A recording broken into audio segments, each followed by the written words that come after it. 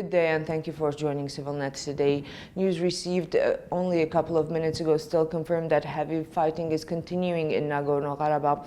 Another recent incident, the Sisian regiment bus being bombed by Azerbaijani drones, has again been confirmed. There are 5 casualties. Hours ago at 7 p.m. Yerevan time during a military press conference in Stepanakert, Colonel Viktor Arustamian of the Nagorno Karabakh Defense Army announced that in the past 4 days, the Armenian side has lost 40 soldiers, 4 civilians. There are 72 wounded officers and soldiers. 26 servicemen are missing in action. He also mentioned that the Armenian side has lost 7 tanks. The depth of Azerbaijani advancement into Nagorno Karabakh territory does not exceed 300 meters. Currently, Nagorno Karabakh has 5 southern and 3 northern positions lost. Arustamian also said that Azerbaijan lost 18 tanks, 6 drones, 2 helicopters, and other equipment. According to the Nagorno-Karabakh Defense Army's assessment, Azerbaijan has more than 300 casualties. Today, 12-year-old Vaghinak Grigoryan was put to rest in Nagorno-Karabakh. Vaghinak was on his way to school with his 2 brothers when he was hit by Azerbaijani shelling on Marduni on April 1 and died instantly.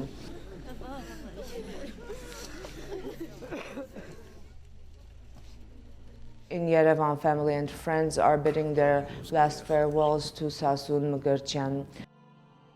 Last night, the Azerbaijani military launched mortar and grenade attacks against the Armenian positions along the entire Nagorno-Karabakh contact line and in the direction of Armenian civilian settlements. Around 7 a.m., the southeastern and the northeastern portions of the contact line were subjected to intense fire.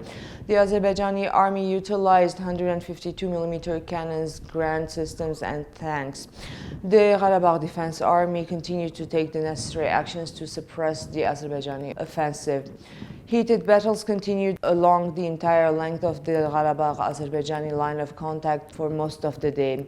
In early afternoon, spokesperson for the Ministry of Defense of Armenia, Arzun Harutyunyan, reported that the Azerbaijani units unable to break the resistance of the Armenian side tried to use heavy equipment, including the TOC-1 flamethrower and the compact UAV drones. Armenian President Serge Sargsyan also made a point of mentioning the heavy artillery brought up by the Azerbaijani side during today's summit with the OSCE ambassadors. During the meeting, Sargsyan also discussed potential solutions to the conflict. The Armenian president stressed that the further escalation of the military operations can lead to irreversible consequences, such as a full-scale war. The president noted that Turkey is the only one that supports Azerbaijan's actions.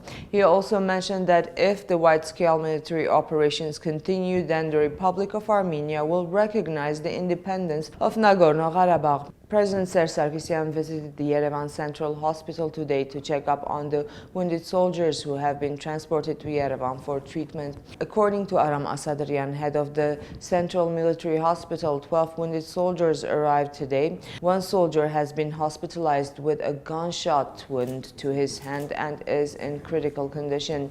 All 12 have been operated on and remain under medical supervision. Former Armenian President Robert Kocharyan has spoken out about recent developments in Nagorno-Karabakh. In Kocharyan's evaluation, the Nagorno-Karabakh Republic Defense Army and authorities have taken all the necessary measures to counter Azerbaijani aggression.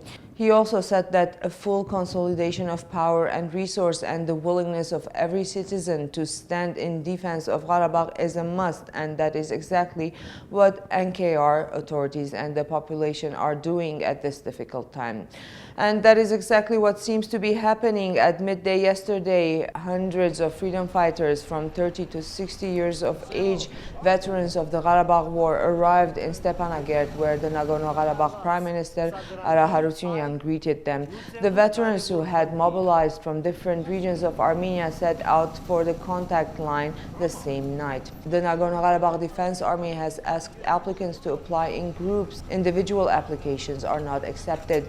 Application numbers have been so great that the Nagorno Karabakh Defense Army has been accepting the most experienced ones. Drafts continue in Yerevan. New groups of people are rushing to sign up to serve in Nagorno Karabakh.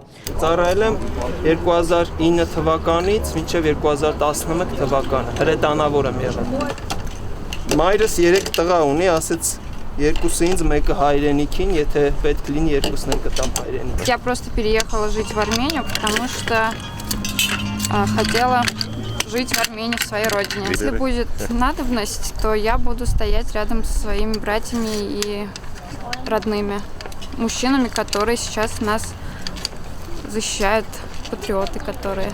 То есть это, я думаю, не проблема. Любая девушка, любая патриотка готова будет взять оружие в свои руки и тоже защищать нашу страну. The youth in Yerevan is organizing relief efforts. Today, people donated first aid kits, cigarettes, food, and clothing to be sent to the front line. The same is happening across several universities in Yerevan. Our correspondent visited a couple.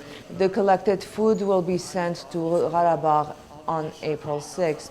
Yerevan State University of Linguistic and Social Sciences students have initiated something different. They have set up a working group to support the dissemination of information from the front line in different languages: Russian, English, German, French. The bridge from the American University of Armenia is doing the same. They are translating different official tweets and reports. On the sidelines of military clashes, Turkish-Armenian hackers have announced a cyber war. A group of Turkish hackers going by the online handle of Turk Hack Team have sided with Azerbaijan over a series of cyber attacks on Armenian servers earlier today. The group countering the attack from the Armenian side is the Montemelkonian Cyber Army, who shut down Azerbaijani government servers yesterday as a show of power. That was it for today. Thank you for joining us.